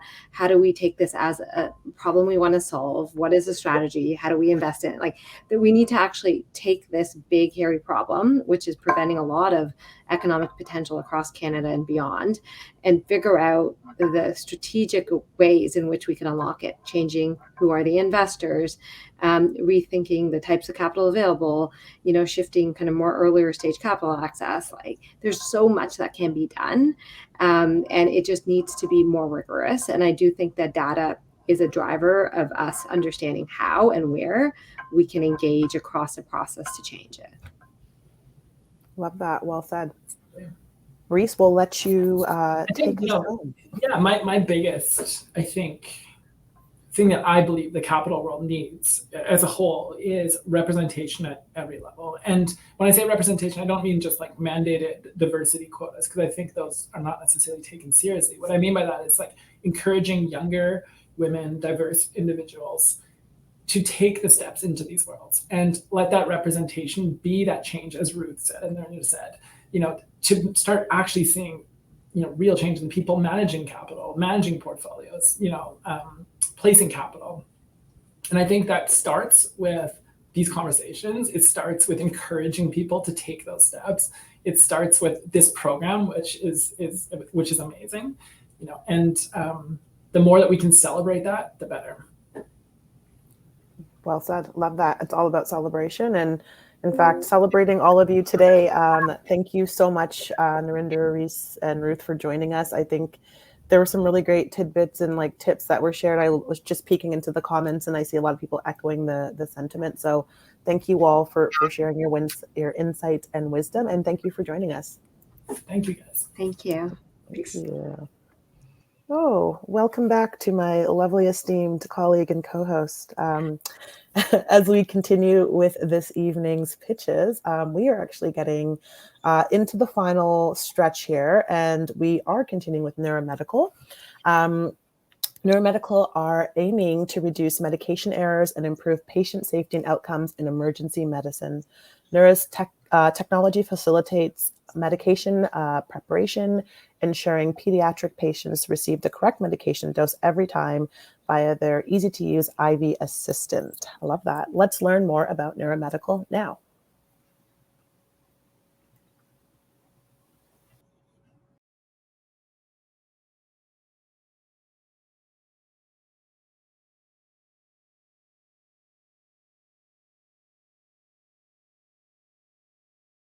Hi, my name is Georgia Powell, CEO and co-founder of Neuromedical, and we are reducing medication errors in emergency care. 1 out of 3 children are given an incorrect dose of intravenous medication when treated in an emergency department across North America. And 1.5 million children are permanently harmed by medication errors every year. And that happens for 3 reasons. First, all pediatric medication is weight-based, meaning the volume and concentration of medication will always be different depending on the child's age, weight, and sex. Second, as the precision of trauma medication is so important, it requires 2 to 3 nurses to complete these calculations by hand. And on top of that, it's difficult to obtain an accurate weight of a child during an emergency. We've developed the Neurex, a 2-part system that provides an accurate weight for the patient based on arm circumference, and a software component that performs complex medication dosing calculations. The nurse selects an armband based on the patient's age and attaches it to the weight assessment device and will wrap it around the patient's mid-upper arm. The weight will then be displayed on the screen and it will be sent to our software as they're connected through Bluetooth. The physician will call out the medication. The nurse selects the prescribed medication on our software, and it will do the rest. All that's left for the nurse to do is to fill the syringe and administer it to the patient. Our medication database has over 400 medications tailored for pediatrics, performs weight-based dosage calculations, presents administration steps, and flags medication interactions and allergy alerts. For time-sensitive trauma care, we offer an all-in-one rapid medication dosing view with the ability to add several medications at once. Our software facilitates a seamless transfer of care between clinicians, departments, and hospitals with time-stamped medication history and the ability to print or export data. To begin with the acute care market, we have access to a $6.1 billion market across North America alone. Our go-to-market strategy is to launch the medication dosing application as a standalone software, as regulatory approval is not required for the software alone. We've secured a pilot launch at Montreal Children's Hospital. Following regulatory approval, the full system with the weight assessment device will be launched Q1 2025. We're charging an annual user-based fee. For the software alone, $30,000 for 1 to 25 users. For 26 plus users, $48,000. For the full system, for a smaller hospital, it will be $60,000, and for a larger center, it'll be $100,000 annually. On nursing time alone, we're saving each department $154,000 every year.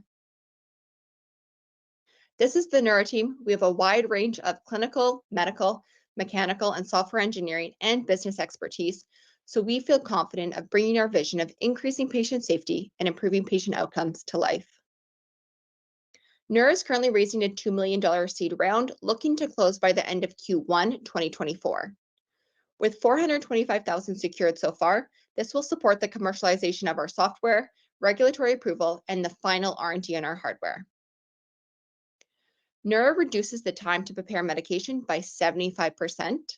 As such, children will receive life-saving medicine in less than half the time that it currently takes, which can ultimately save a child's life, and is estimated to reduce medication errors by 50 to 70%, and reduce departmental costs by $500,000 to $1.3 million annually. With staffing shortages, drug shortages, and changing guidelines, it's difficult for healthcare professionals to feel prepared to care for these patients. And on top of that, over 85% of children initially seek care at community or regional hospitals that lack pediatric expertise. As well, NER is aiming to reduce the amount of pharmaceutical waste ending up in landfills. The majority of landfill leachate treatment plants cannot remove pharmaceutical waste effectively, and this waste has serious adverse effects on humans, animals, aquatic life, and the environment. The NERX reduces the overall volume of unused medication as nurses no longer need to prepare medication in advance, as calculations are performed in seconds on the software. Overall, Neuromedical is strongly targeting 2 of the UN SDGs, 3, good health and well-being, and 10, reduced inequalities. As we conclude, I'd like to bring us back to the core of our matter, the opportunity we have before us to create a profound and meaningful impact on the lives of pediatric patients and their families. When providing acute care, timely and accurate medication dosing can be the difference between life and death.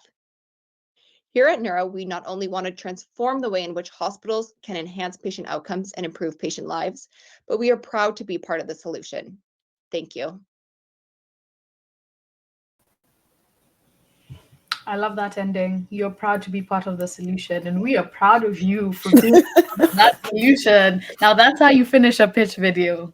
I love it. I know. Strong ending. And welcome. Sorry, we got so excited. We're just like, welcome, Georgia. Thank you for being here this evening.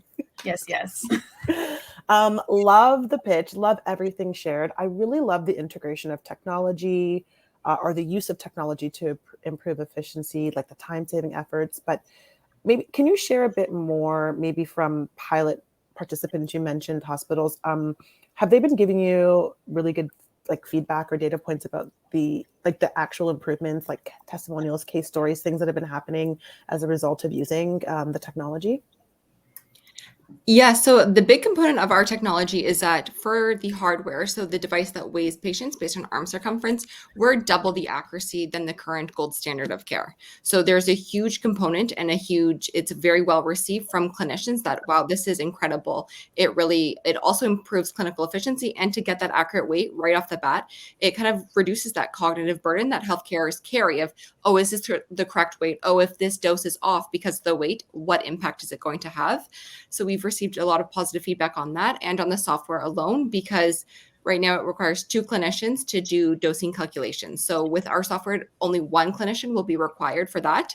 And given the global nursing shortage that I'm sure everyone is aware of, that's a huge benefit for departments. And especially in an ER trauma situation, an extra nurse to have is it's huge. It's incredible. It makes a huge difference. That's definitely an efficiency gain if I ever had one. Right. I see that. And we actually have a question here from the audience, and it's in regards to the medical device. They share, breathtaking and very convincing numbers. Their question is, are you a class 1 or a class 2 medical device? So we're a class 1 medical device with the FDA and with Health Canada. We're preparing a 510K submission with the FDA, and we held a Q submission with the FDA in August to confirm our regulatory strategy and our pathway, and it was successful, and we'll be filing for FDA approval first, and then Health Canada will be second. Thank you for sharing that, Mark Antoine. I hope that gave you an apt response. And still looking at some of the questions I think that come up, your focus is on pediatric care, and there's a clear reason for this focus, right? 75% is a big margin of efficiency. I guess the question I feel comes up for some people is, can it be applicable beyond pediatric care? Absolutely. So we're focusing first on pediatric because all pediatric medication, it's weight-based. So that was our first driving factor for peds. And then following our pediatric market, we are then developing our algorithms for geriatrics. So that development is underway. And then following geriatrics, it'll be into adult medicine. So right now, adult medicine comes in standard doses. Regardless if you're 100 pounds or 300 pounds, you'll receive the same dose. So a lot of patients are being underdosed and overdosed for meds. And so there is a push in the medical field to have adult medicine become weight-based. So we'll be strategically positioned to take advantage of that shift. Thank you so much for sharing that. I see pediatric, I see geriatric, first of all, vulnerable populations, and then turns out the rest of us are vulnerable anyway. So yeah, it portends well for the future. One last question here we have from Alex. Do you outsource manufacturing of your device? We will be outsourcing manufacturing of the hardware, and all the software development happens internally. Okay, great. Thank you so much for that. I don't see any other questions from the chat unless Allison, you have something? No. Awesome No? pitch. Okay. Love it. Great job, Georgia. Amazing. Great work. Thank you so much for your time, Georgia. And as well, folks in the audience, we gave you links to be able to reach out to the various founders. You know where to find them if you want to ask more questions, or more importantly, if you want to invest. Remember to put your money where your mouth is. Thank you so much, Georgia. Georgia left, and so I guess it's time to go on to the next part of our agenda, where we have Light One. And so our last pitch of the night is by Light One. Light One has developed a novel, scalable technology to manufacture 100% sustainable dyes in a closed circular system. Their unique biotech platform allows industry players to prototype different variations of microbial dyes customized to their needs, while delivering a suite of dye products that have similar performance to the synthetic incumbent products with exceptional environmental benefits. Let's get into Light One's pitch video now.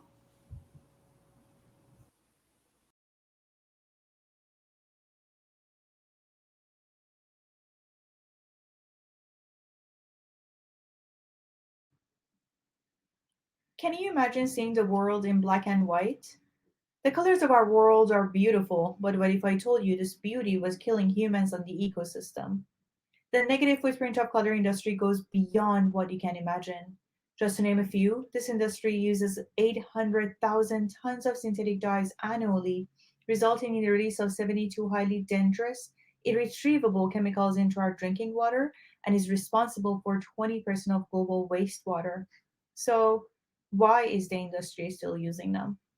Many major brands have announced ambitious goals to reduce their negative footprint on the environment, especially in the color sector, but they're struggling to find a solution that is truly sustainable, viable, and scalable without compromising the function, leaving the industry with a huge need and gap. So, what is the solution? Light One is introducing a 100% sustainable dye grown from microorganisms in nature that can safely go back to nature. In other words, we are growing the future of color in a circular system customized to the need of each industry player in a plug-and-play solution in a variety of colors that works in multitude of materials. How? Through our proprietary patented technology, first we identify these beautiful organisms that are naturally capable of producing vibrant colors. Then through synthetic biology, we isolate the gene responsible for producing that color, and in a process similar to brewing beer, we grow it at scale. You heard it right. Instead of relying on non-renewable petroleum-based resources, we grow the future of color at the lab in just a couple of days. Our business model is a B2B, and we have strategic plans of hitting the market in two different stages of R&D and scale up, allowing us to grow to capture a big portion of the market, and in other words, making a real, meaningful, big impact.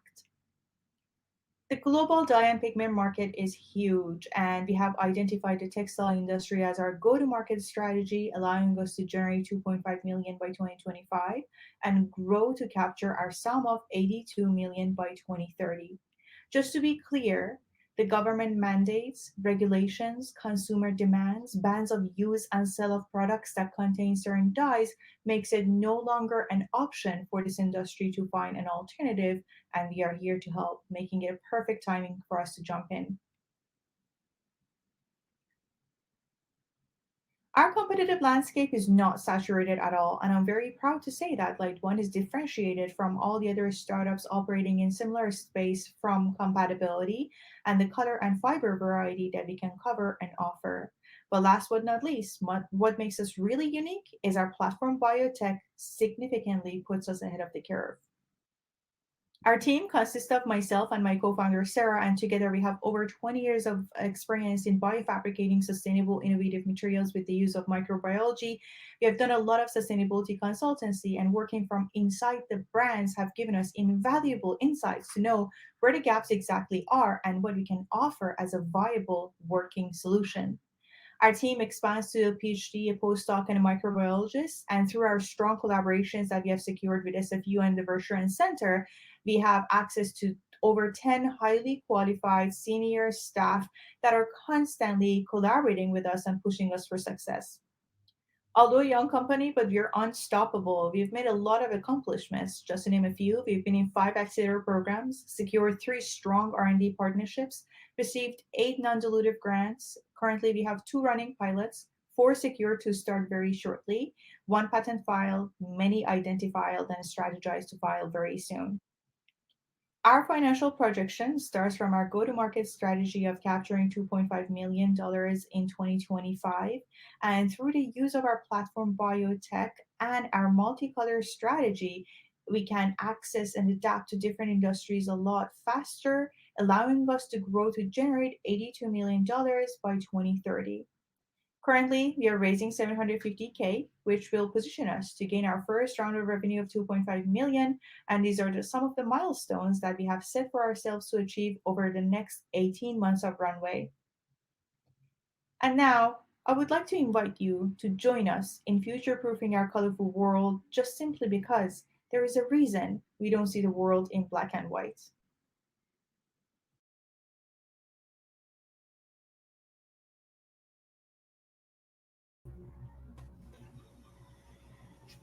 Excellent, excellent. Right? I was like 100% sustainable dyes. That's amazing.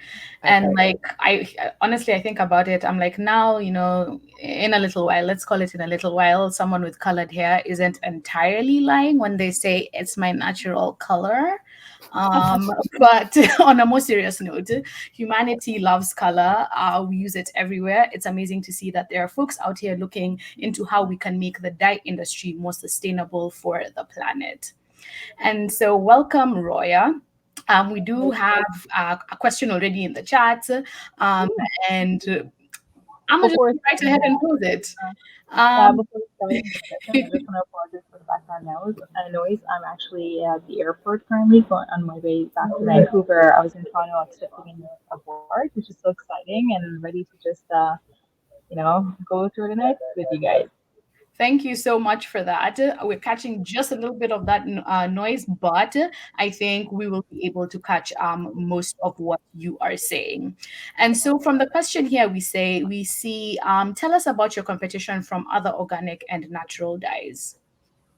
Yeah, for sure. So our competition has threefold. Number one is the synthetic dyes that the industry desperately is trying to replace, and there are a lot of government mandates and regulations getting implemented to try to completely eliminate the use of them because they're frankly extremely toxic and harmful. And the second fold of it is the organic and plant-based dyes. We also are classified as organic dyes, but we differentiate ourselves as microbial dyes because of the associations that the industry has with the organic dyes. With that, the plant-based dyes are either generated from plants or minerals. Having that said, the mineral portion of it is still non-renewable. And the plant-based ones, they are also they're very environmentally exhausting to produce those dyes and time-consuming, let alone from both category of mineral or plant-based. They don't necessarily perform. The colors are very limited, and they only operate and perform on very limited amounts of fibers, making them not a best selection at scale of the mass production. That's why they're not getting picked up by the industry all that much. And so that leaves the industry with still a huge need and demand, and they haven't been able to find a solution. So the third category, which is a direct competition to us, are the microbial dye startups that I showed in the competition slide. They're all startups, nobody's in the market yet, and they're differentiated from a few different aspects that are pretty significant. Number one is that we are offering a bigger color variety. Our colors are working on a variety of fibers from all naturals to synthetics, and textile industry is not the only industry that we can actually implement our dyes and colors to. And the fact that our solutions are plug and play, so the industry players can pick it up and use it in the same way that they're using the traditional guys, avoiding a lot of high expensive upfront costs that they needed to do if there was a need for any infrastructure changes. But last but not least, is our platform value tech, which allows the adaptability of our technology to all these other industries that makes us really unique. Thank you so much for that, Roya. I think the TLDR is microbial dyes are the way to go because bigger color variety, more sustainable, plug and play, so that industry players can have quicker uptake and also adaptability to various industries. Did I synthesize that real quick? Yes, but that's just for like not all microbial dyes out there. Okay, just for Light One, you had it here. Not everybody. It's not an everybody situation. It's just Light One. I see a question here from Alex also in the chat. How long does a pilot period last? And how long after a successful pilot do you anticipate reaching 100% contracted volume with a client? Yeah, so the pilots are completely dependent on the customer's needs. So one of the pilots that we had, it took us like less than a month to actually achieve what they were requiring. It's milestone based, so it's completely it's dependent on the milestones that we have to achieve and the targets that we have to hit for that very specific quality that they're after. One of the pilots that we started just like a little while ago with a major industry player, textile manufacturer in China, actually is taking a little bit like longer. It's been like 2 months in, just because the requirement is one of the most challenging ones, even for the synthetic dye. So you're still achieving it, you're still engaged, which is really promising. After that, we just turned into a regular paid contract as they would pay for the developed product per kilogram. Thank you so much for sharing that insight. I actually want to rewind a little bit to something that you said earlier. And your beachhead market is textiles, and you said that you can adapt to different markets faster. How are the same dyes usable across various markets in the same way? Yeah, so everything comes down to formulation, and we are using our platform biotech. We are streamlining the process in a way that we can easily and quickly adapt and modify, and that's one of the biggest advantages of our technology that we are offering right now.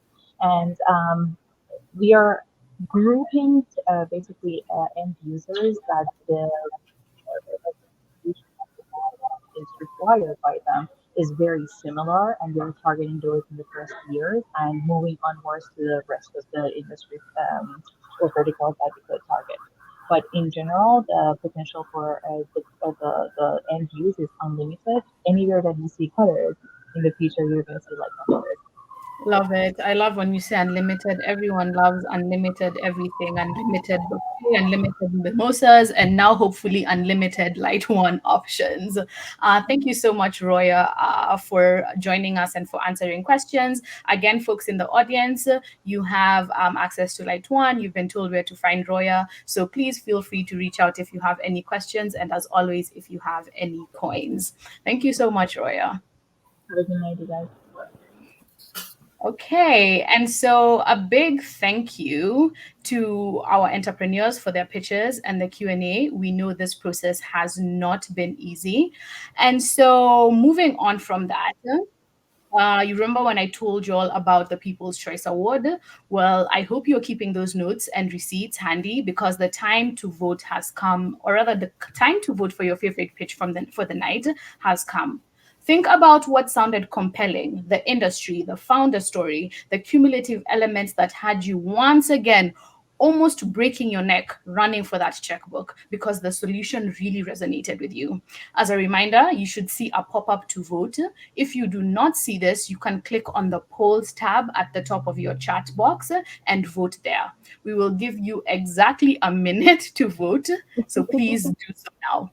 A minute. I feel like you need some like game show music at this point. Exactly. In my head, I was like, tin, tin, tin, tin, like the Jeopardy one.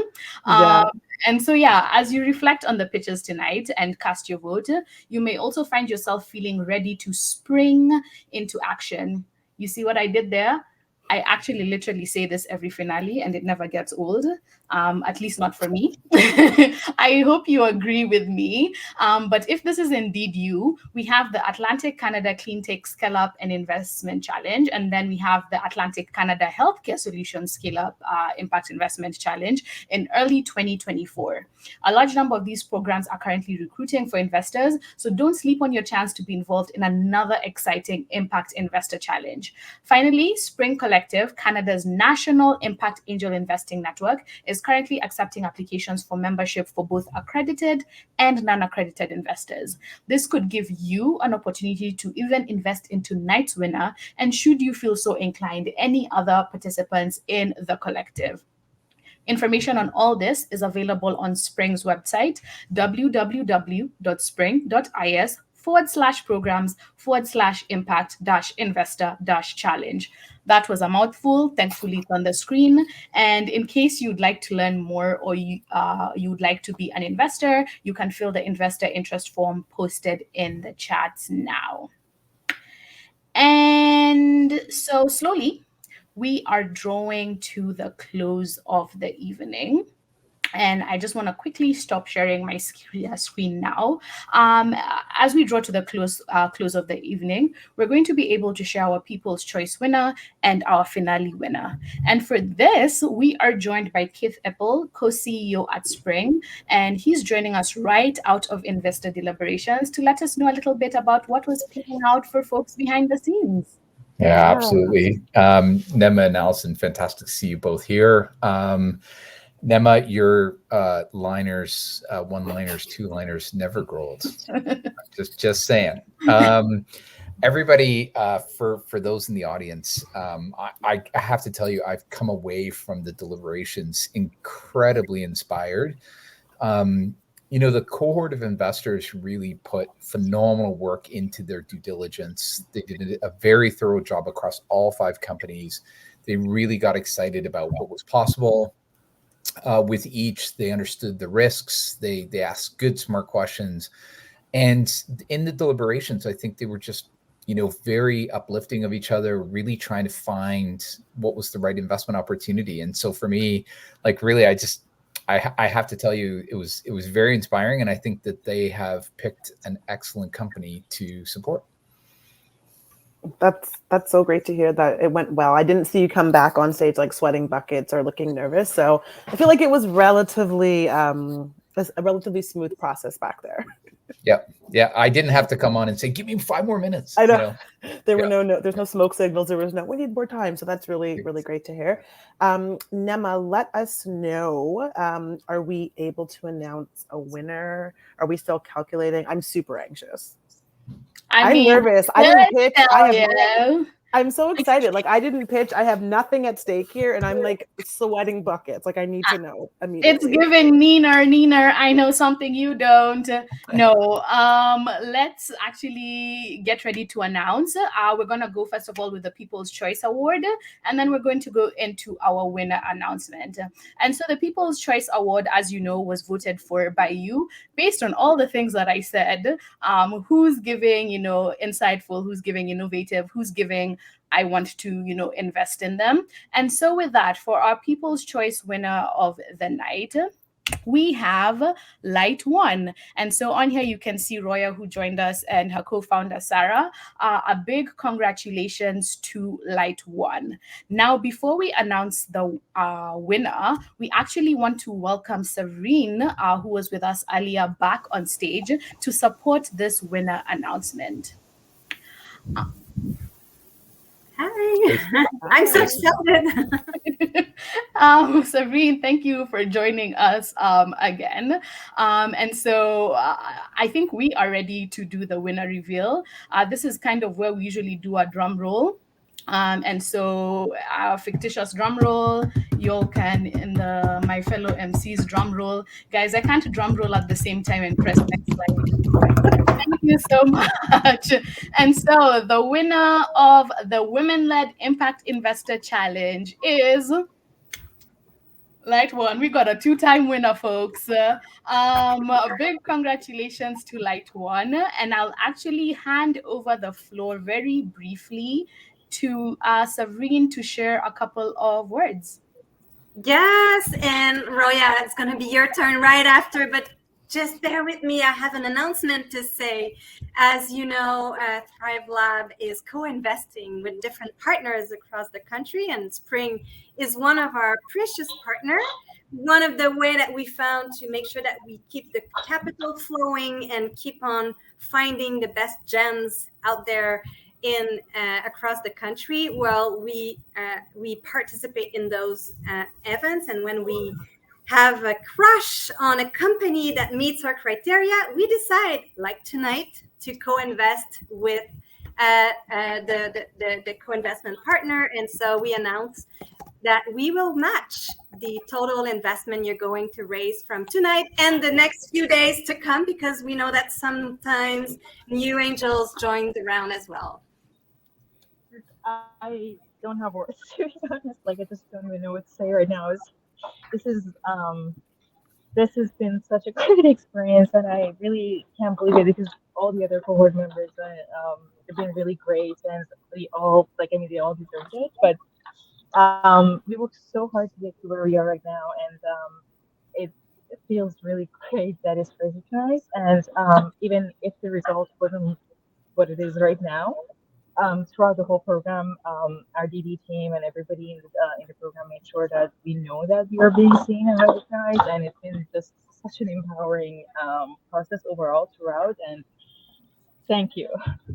And I just want to say, I wouldn't be accepting this award right now tonight without my amazing team. And I'm very, very, very proud of them for whatever they do. And they're just going to keep going. They're unstoppable. Now we were, and now we are even more. Thank you so much, and a big congratulations to you, Roya. And also thank you so much, Sevrine, BDC, for matching this co-investment. Like we mentioned, if you're interested in also getting onto this investment, feel free to reach out to us. As you heard, BDC is matching this dollar for dollar. So this money is about to go so much further. Thank you so much, Roya. Congratulations, and thank you so much, BDC. Pleasure. Thank you, guys. All right. And so that was kind of like the most exciting part. No, I'm kidding. All of it was exciting, and I'm standing by that. And so as we come to the end of the night, in the spirit of growth, and essentially, always trying to elevate our program experience, please take a minute to respond to the survey coming up in the chat and tell us how this pitch night was for you today. Let us know what worked, what didn't, what could benefit from improvement. Your valuable feedback helps us be and do better. And then a final thank you once again to the sponsors and supporters of the program that help make our programs happen year after year, as well as everyone else involved in the program, our investor cohort, our entrepreneurs, and our program team. Well said. I have feedback. Nema gets to host all of Spring's events from now on.